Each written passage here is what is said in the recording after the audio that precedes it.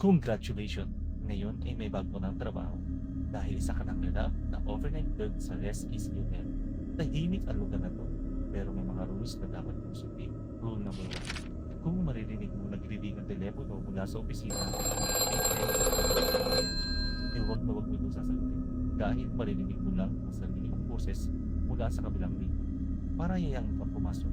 Rule number 2. Walang sino mang nag-check-in sa room 6. Kaya kung meron mang gustong mag-check-in sa room 6, just tell them it's unavailable.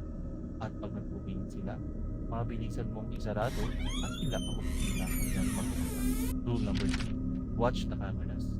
At kung meron kang makitang mga tao na walang kanino mula sa parking area, eh patay mo agad ang mga camera for 10 minutes at hayaan mo na silang mag-alis. Rule number 4. At 4:44 AM, eh makakarinig ka na may kumakatok mula sa isa sa mga vending machine.